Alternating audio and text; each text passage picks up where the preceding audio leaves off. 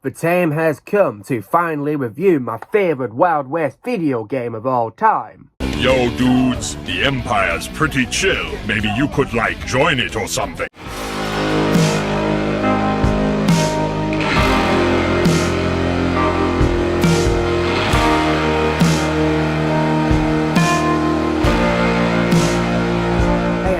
Lucimus Prime here, so it's time for a video game review today, and today it's going to be a very special occasion because today I'm going to be reviewing what is actually one of my all-time favourite video games, and I might apologise, it's my second favourite game of all time behind GTA 4, my favourite game of all time that is.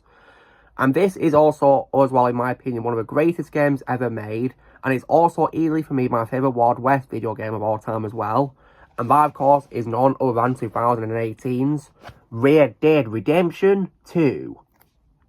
So, now, how was this game made then? So this was, of course, developed and published by Rockstar Games, and it's, of course, the third entry in the Red Dead series after, of course, the video game Red Dead Revolver, and then, of course, the 2010 game Red Dead Redemption. And despite being called Red Dead Redemption 2, it's actually a prequel to Red Dead Redemption 1, takes place before it, and it takes place in a fictionalized representation of the United States in 1899, and follows the exploits of Arthur Morgan, an outlaw and member of the Van der Linde gang, who must deal with the decline of the Wild West while attempting to survive against government forces, rival gangs, and other adversaries.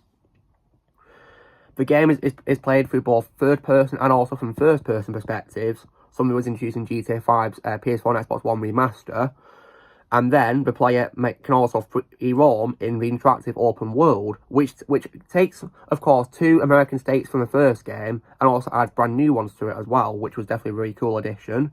The gameplay elements include shootouts, robberies, hunting, horseback riding, interacting with non-player characters, and maintaining the character's honour rating through moral choices and deeds.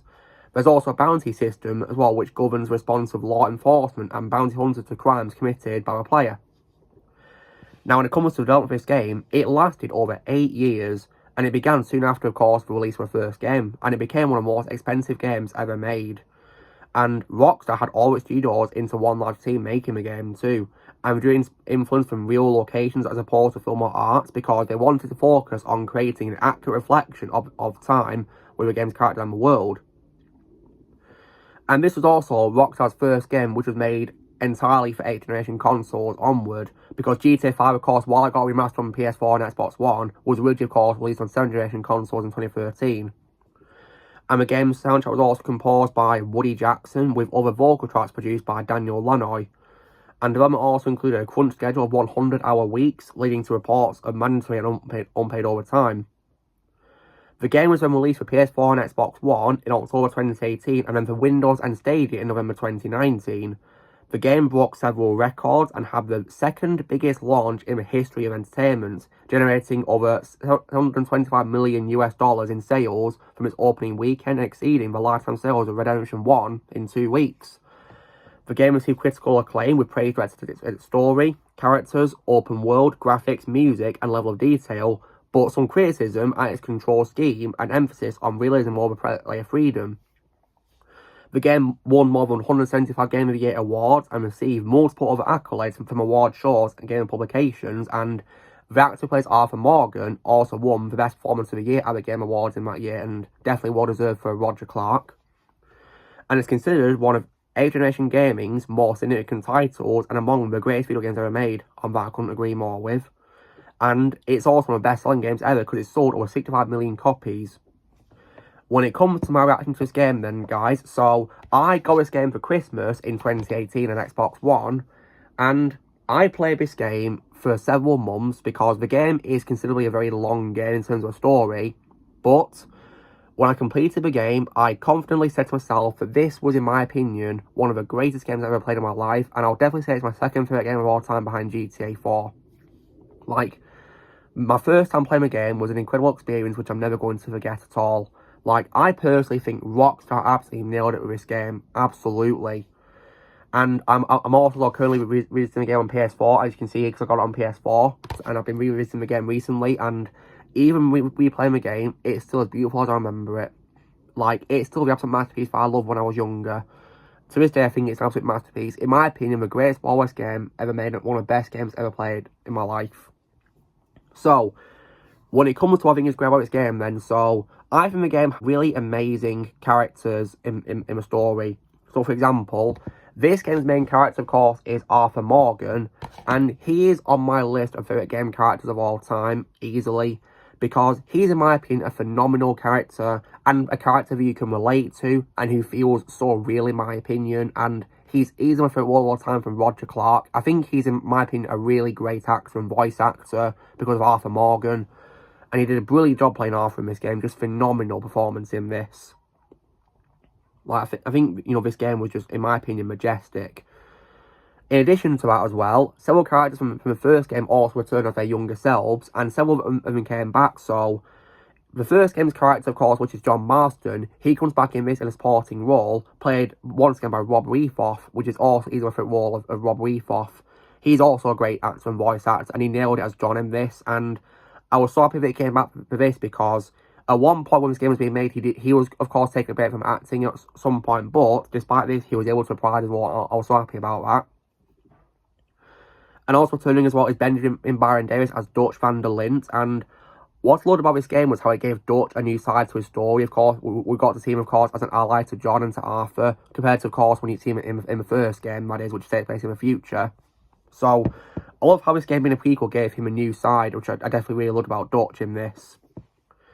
And when it comes as well to this game's main villain, the main villain, of course, of this game is the character Micah Bell. And Micah Bell is, in my opinion, one of gaming's greatest villains of all time. Easily for me. Like, in my opinion, he's a phenomenal villain.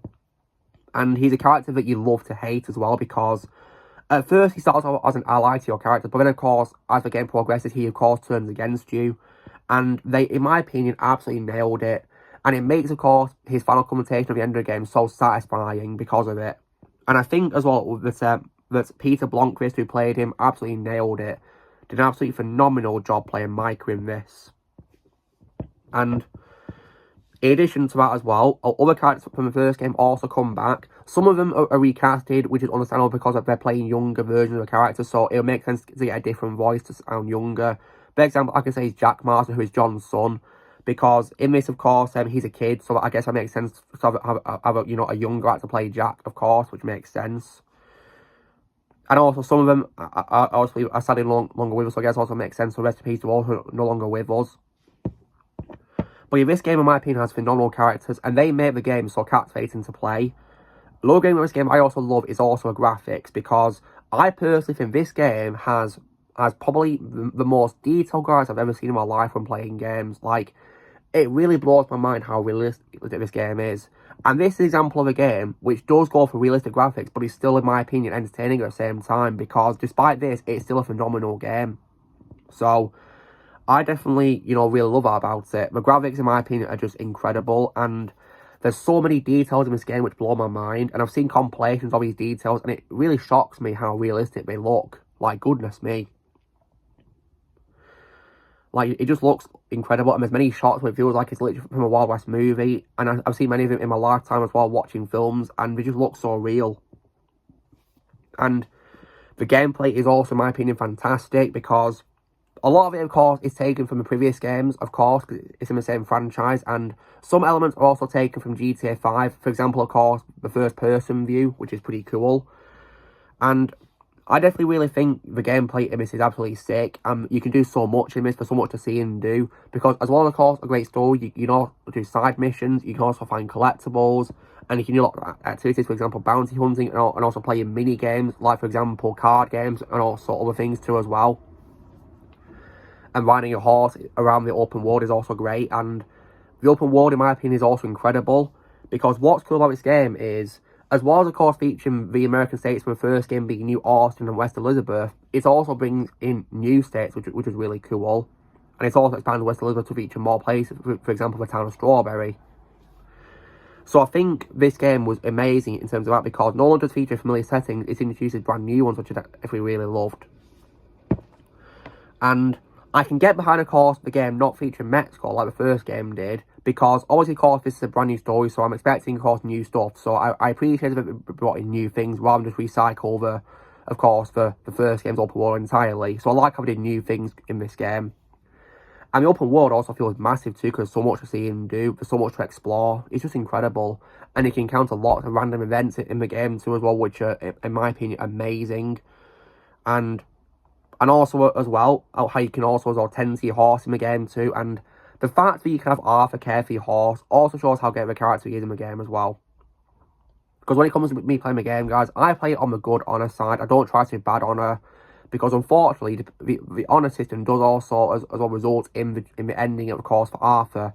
Now, when it comes to, of course, the story, guys, I'm going to say a slight spoiler here. So if you guys don't want to be spoiled, I suggest you play the game before you see this part. But when it comes to Arthur's end, that's one of the few times I played a game which has actually made me cry. Because when I played the game, I actually cried at this. Because unfortunately, in the game, Arthur gets diagnosed with tuberculosis, which is very sad for Arthur. And sadly, of course, the gang is going their separate ways, of course, in the fights, of course, and Micah turns against them. Arthur does unfortunately die. When I played the game Xbox One, I thankfully got, of course, the good honor ending, where, of course, he dies while lying on the top of a hill and he sees the sunrise. And we get, of course, the song called Unshaken, which is, in my opinion, a beautiful and emotional song at the same time. Playing that part of the game made me cry, and I think when we play the games, you know, seeing with Arthur, it'll probably make me cry again. The bad on ending is unfortunately sad because Micah shoots Arthur in the head, which is definitely the bad ending for Arthur, unfortunately. So thankfully I didn't get that. But when, of course, Arthur is gone though, the epilogue for the game is thankfully really satisfying because you get to play as John. So not only does it bring my happy memories of playing the first game, but it also has a very satisfying ending because we get to see John, of course, settling down at his house on his farm of Beecher's Hope. We get to see, of course, many places in, of course, the 2 states where, of course, he was in the first game come back, which I definitely really love seeing the return of.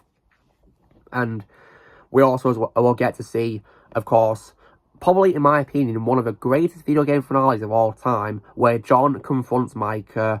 And when it comes to this game's soundtrack, I love how the composer for this game, of course, Woody Jackson, brought back, of course, the theme song from the first game when John is doing his showdown against Micah. Like, when I heard that music, I was just so happy and satisfied. It literally felt like, of course, we were back playing the first game, and we were back to being with John we all know and love. Because at this point, of course, John has become a John we all know and love. And I think John's development in this game is also, in my opinion, amazing as well. Because even when you don't play as him at the start of the game, you play as Arthur for most of the game. His story, in my opinion, is also incredible because of the development for him. And I love how, as a bit of a touch in tribute to Arthur, he does wear his hat in the final commentation, which I really love. So it felt as though Arthur was there symbolically, really. I definitely love that about it. And of course, the ending for the game, of course, has you, of course, kill Micah, which is probably the most satisfying part of the game. And then, of course, we see John settling down in Beecher's Hope. And then, of course, we see, of course, the 2 agents being Edgar Ross and, the Pinkerton agents led by Edgar Ross, of course, go to his farm, which, of course, sets up the events for the first game. So I definitely love how I set up the first game there, like that.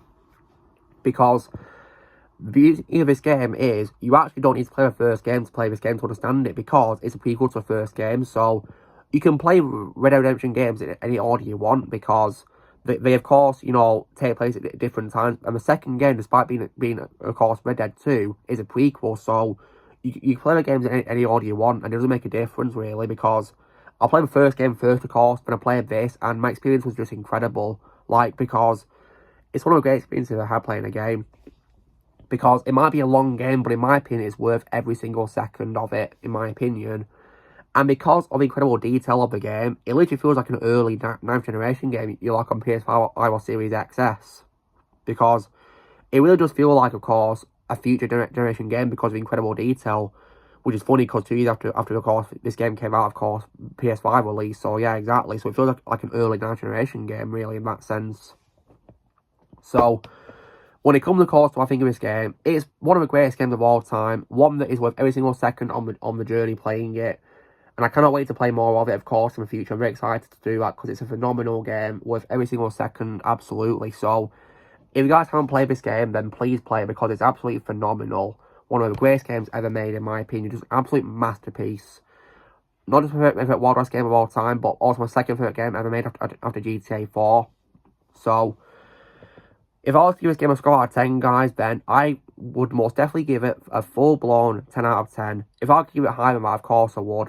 But to be specific, I'd give it a most definite 10 out of 10. one of the greatest games ever made, with beloved fan favourite characters, a phenomenal story, and lots of awesome gameplay, and insanely detailed graphics, which are incredible. And they don't take away entertainment for a game like other games have when it comes to graphics. So I definitely really appreciate that about it. And with a very satisfying epilogue as well, which is worth every single second of if you want to go get revenge on Micah, of course. So guys, this is me, of course, doing my review, of course, for 2018's Red Dead Redemption 2. So, you know the drill, guys. Be sure to give this video a like. Also, be sure to let in the comments what you guys think of Red Dead Redemption 2. If you've played it, I'll think comments what you think of it. If I'm gaming out, I'd recommend it because it's an absolute masterpiece. I can't recommend it enough to you. Also, be sure to join the team by pressing subscribe in this coming future, and I'll see you all later.